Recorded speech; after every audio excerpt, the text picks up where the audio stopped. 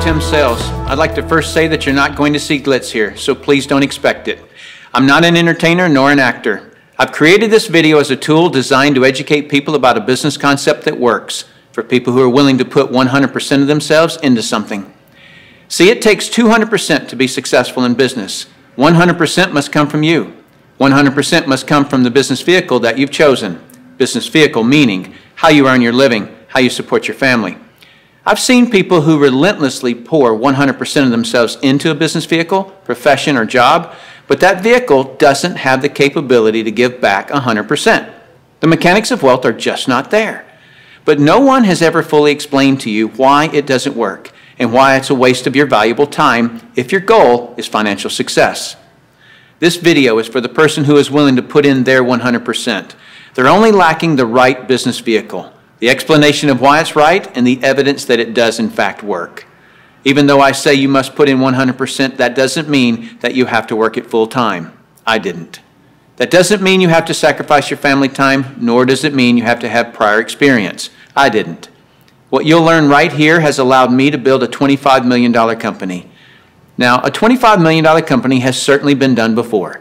However, this was done where no employees were required. No accounts receivable, no accounts payable, no overhead, and very little inventory. Recently, I said those words to a business owner who said back to me, "Sounds too good to be true."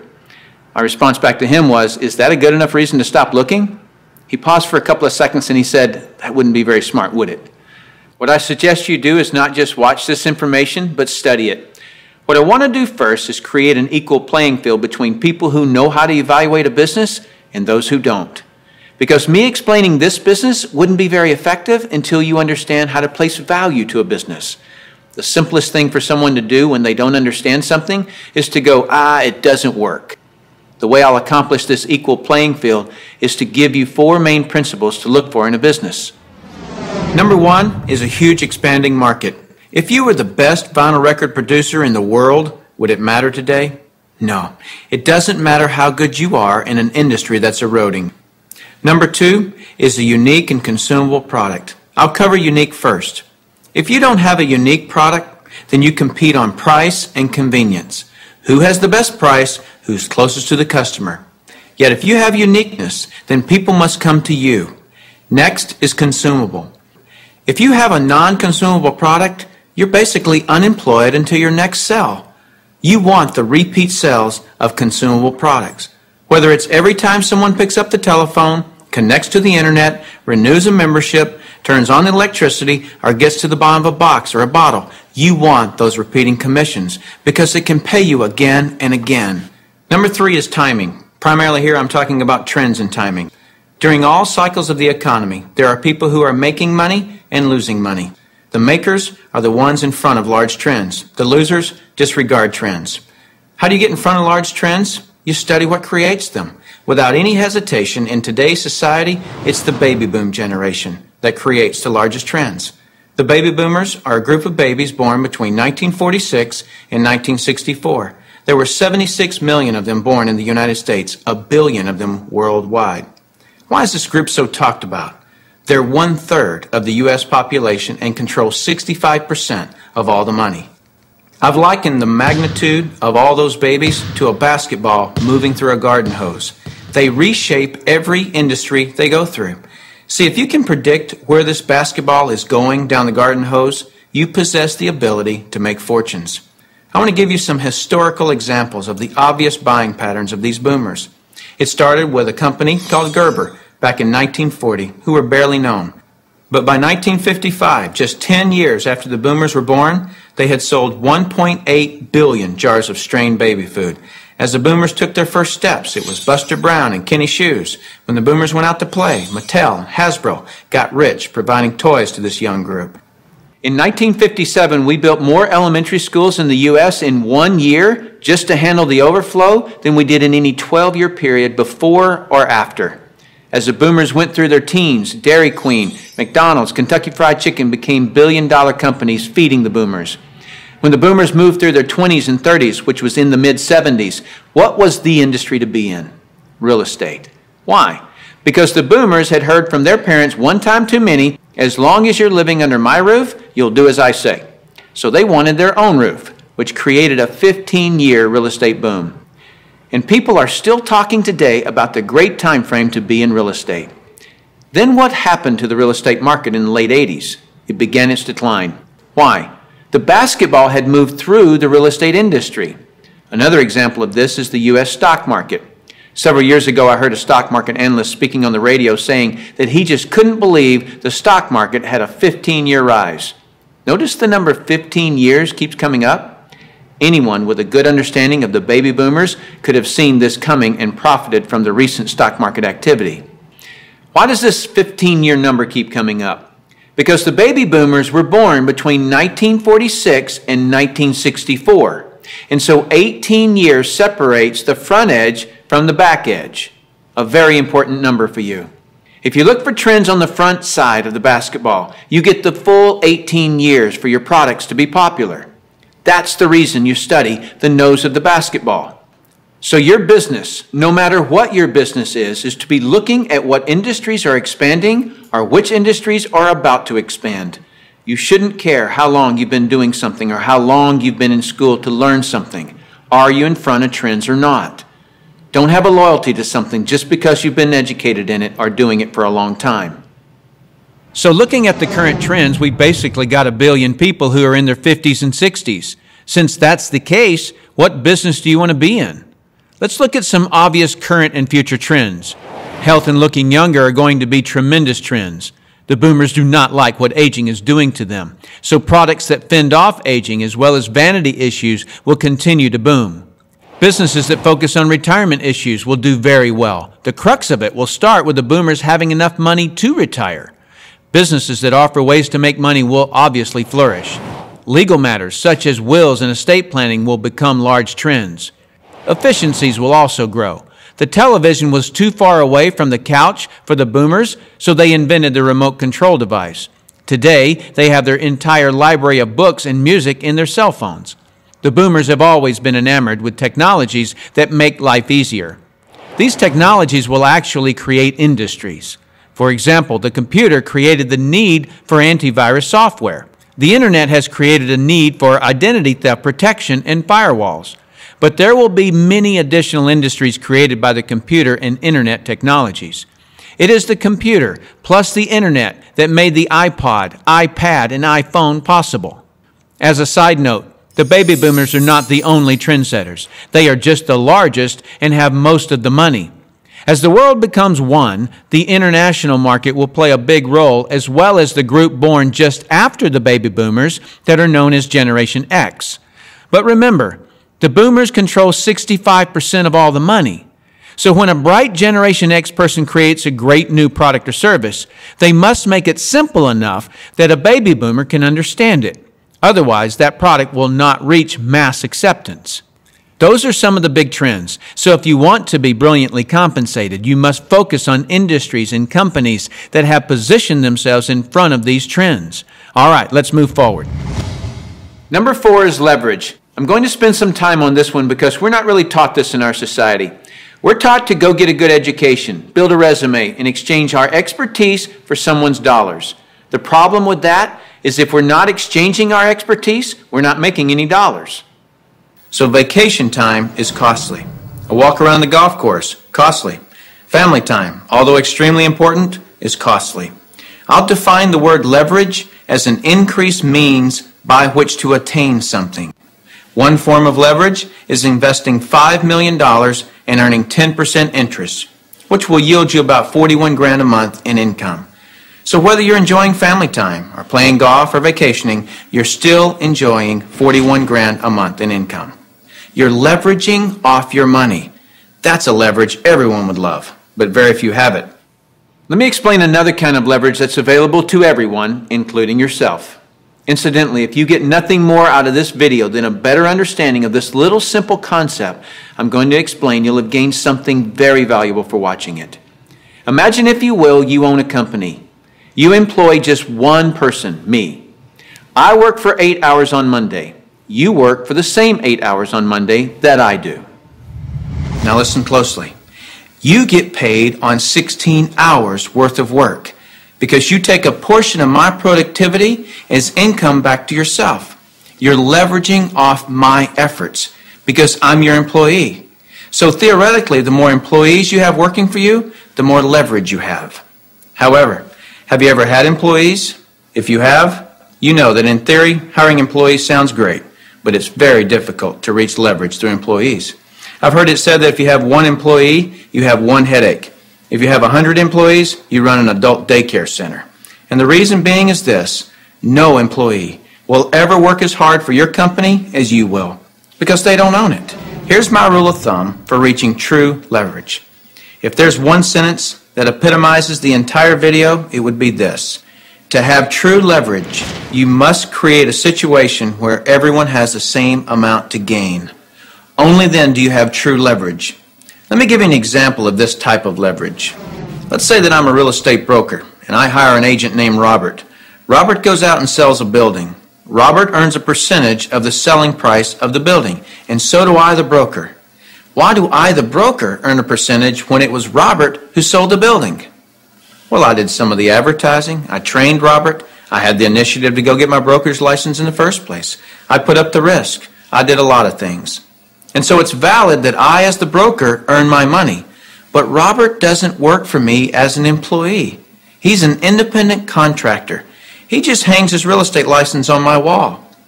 My point here is the broker and the agent have the same amount to gain from the sale of the home. It is totally in the agent's interest to earn more money, which is a form of leverage for the broker.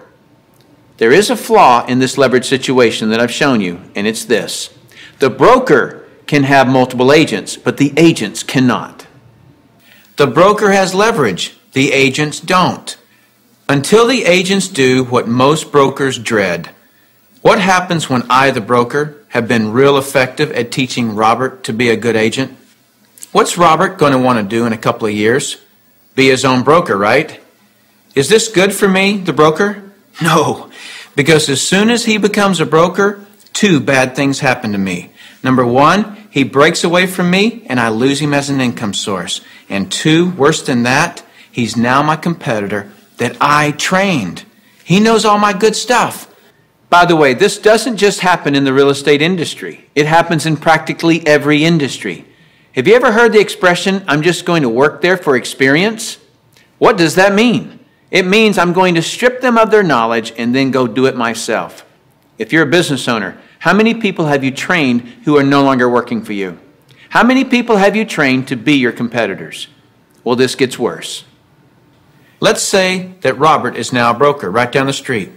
What will he do now that he's a broker? He'll go out and hire his own agents. And let's say one of those agents is Linda. Linda also eventually wants to be a broker. So she becomes a competitor to me that I indirectly trained, as well as Robert, who I directly trained. And this continues on and on. I actually created a chain of competitors that I trained. What if we did a whole paradigm shift? Here's where this becomes brilliant. Let's say instead I'm going to empower Robert to become a broker. I want him to become a broker from day one. See, the only way that you or I can retain a leader is provide him or her with the same opportunity for growth that we have. Hence, an opportunity where everyone has the same amount to gain.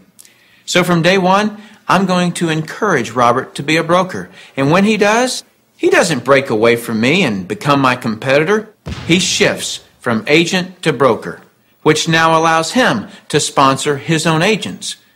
Now, to create an incentive for me, the broker, to always help Robert and his agents, I'm still going to earn a percentage of what he and his agents sell. And shouldn't I? I trained him. I put up the risk and all those reasons I mentioned earlier. Now, the percentage I earn from Robert and his organization should be a lot smaller than when he was an agent, but I should still earn a percentage. That's my incentive to keep working with them. Now, some people look at this and say, gosh, isn't that one of those pyramids? And what's the perception of a pyramid? People at the top making all the money and the people down below do all the work, right? Isn't that the perception of a pyramid? Let me explain why this is not a pyramid and why people at the top don't necessarily make all the money. Let me just make a quick point before I discuss the pyramid issue. It's not the geometric shape that people have a problem with. This geometric shape is probably the shape of your family tree, the shape of our government. To the architect, it's the strongest structure known to man. Every organizational structure in the world is this shape. So the shape isn't the problem. However, that perception, people at the top earn all the money, let me illustrate that for you. Here's a typical corporation. At the top, you have a CEO, which stands for Chief Executive Officer. Does the president earn more money than the CEO? Not normally. How about below the president? Do any of the vice presidents earn more money than the president? No. Let me ask this question, and I want you to really think about it. What would happen if some of the vice presidents of a corporation made more money than the president? Really, what would happen? Talk about total confusion. This whole process is called delegation. Each level of the corporation earns less income. The reason the president can tell the vice president what to do is because they make more money. So the corporate structure is people at the top making the majority of the money, and the people at the bottom do not.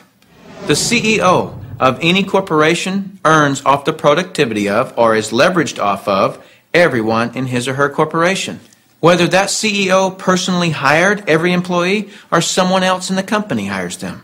So the CEO, and only the CEO, earns on multiple levels of his or her company. And the model that I'm suggesting as being brilliant is where you, the individual, are given that same opportunity to earn on multiple levels of brokers and agents, just as the CEO of a corporation is. From here on, I'll refer to this form of marketing as network marketing. In network marketing, you, the individual, are given the opportunity to earn off the productivity of the people in your organization, whether you personally sponsor them or someone in your organization sponsors them. Remember that I said to reach true leverage, you must create a situation where everyone has the same amount to gain. Well, that's what I just described. Here's what makes the network marketing structure the absolute fairest structure available. In most network marketing companies, everyone can earn a certain number of levels deep of the organization they build. Everyone in the company can earn that same number of levels deep, like maybe 4 levels deep or 6 levels deep. Let's say we use 4 levels. So if you build an organization to be more productive, then you would earn more money than I would, even if you were in my organization. In the example shown, you would earn on 3 levels I couldn't reach, because everyone gets the same number of levels. There are people in my organization right now that earn more money than I do. Do you know what I call that? Fair. Shouldn't it be that way? I mean, take any structure. Shouldn't the most productive person in that structure make the most money? Now I'd like to show you an interview that I did a few years ago with Dr. Charles King, who holds a PhD from Harvard and is a professor of marketing at the University of Illinois at Chicago, who actually teaches network marketing at the university. Dr. King, we're delighted to have you here. I'm pleased to be here, Tim. Dr. King, could you tell us a little of your education and your business background? Tim, I'm a professor of marketing at the University of Illinois at Chicago. I got my bachelor's and master's degrees from the University of Texas in Austin, spent a tour of duty with the Exxon Corporation, and then returned to get my doctorate in business administration from Harvard University. More important to this discussion, over the last 6 years, I've been involved in doing research, teaching, and consulting in network marketing. So coming from such a conservative school, and I know you a little bit and I know you to be very conservative, what caused you to look at network marketing to begin with? In 1990, we had a major economic recession in the United States. The Midwest and Chicago particularly were very badly hit. As a result, the interviewers stopped coming to campus. We were graduating hundreds of students a semester and they weren't getting jobs. Our alumni were coming back to us, losing their jobs, looking for help, and we had nothing to offer them. Now, I started looking, because of my background in business consulting, at alternative career paths. I went out and I looked at starting your own business, at home-based businesses. I looked at franchising. I looked at direct selling. And in the direct selling arena, I backed into network marketing. Now, I was very cynical, skeptical. Tim, I was negative about network marketing. They don't teach network marketing at the Harvard Business School, and I didn't know much about it. The end result was one of my students who was on the team asked me, "Why are you so negative about network marketing?" I looked at that young man and I said, "Son, I know enough to know I don't want to know any more." That student looked at me and he said, "Professor, if I gave you that answer to that question with no more information than you have, you would give me an F." I turned to him and I said, "Son, you're absolutely right. I have no basis for that conclusion. You just made an A." As a result, we went to the library, we went to meetings, and for the next 6 months, we did due diligence on the network marketing industry. I visited the top companies, I talked to network marketing leaders, I became an evangelist. In 1990-91, we started teaching network marketing in the marketing curriculum at the university. Suppose you run across the super skeptic. What advice do you have for them? Tim, I would recommend they do precisely what I did. I was a super skeptic. I did my due diligence, I investigated the industry, and I drew my own conclusions. I strongly recommend that you do your due diligence and then begin to define precisely what role you want to play in the network marketing industry. Set realistic expectations. If there's a single cause for failure in this industry, it's the get-rich-quick syndrome, thinking that you can come into the industry and make enormous sums of money with no work. I argue, by contrast, that if you set realistic expectations, you develop a plan of action to guide your business development, you can be successful. And that's coming from a Harvard Business School graduate who was a true skeptic, but through due diligence, he learned the truth. Warren Buffett owns a network marketing company. If you don't know who he is, he's typically listed in the top 5 richest people in the world. He created his wealth by investing in and buying the highest quality companies. Why do you think Microsoft or AT&T, Gillette, Colgate, Citibank, IBM, Toyota, Xerox, Texas Instruments, General Motors, General Electric, AOL, Oracle, Sun Microsystems, Coca-Cola, and many others distribute some or all of their products and services through network marketing? They use this method to distribute products because network marketing is a very efficient model to distribute products and services. These large corporations are firm testimony to the industry's success and credibility. This confirms what Professor King was saying about that the industry has come of age and is now a true profession. The reason so many people are coming into network marketing is because people want control of their life. They want a quality of life, and network marketing truly offers that. I hear people all the time complaining that they are too busy or don't have enough time. People act as though time owns them instead of them owning time. Have you ever noticed that there are people who, with 24 hours, earn $10,000 a year, and there are people in the same 24 hours who earn $10 million a year? Let me explain the difference. I've heard people say this phrase, "It's easier to just do it myself than try to get other people to do it." Whenever I hear that phrase, I know that person just nailed their feet to the floor. All they can do is expend their time, not invest their time. Here's a secret. Wealth is hidden from those who must do it all themselves. Wealth exposes itself to those patient enough to train others. When you understand the power of educating and empowering others so that you get more done, you're truly on your way to wealth. Now, with that understanding of the importance of training others so you get more done, look at network marketing, and you'll see why I call it brilliant compensation. In network marketing, what you teach and train others to do is duplicate what you do, which is to find and train others. This is actually multiplying you.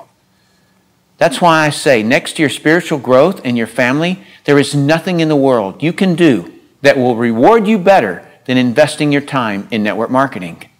I'd like to cover one last thing in closing, which I feel is one of the most important points for you to fully understand the value of network marketing. Let me illustrate something to you that is so profound. What's the maximum number of hours you could work in a day?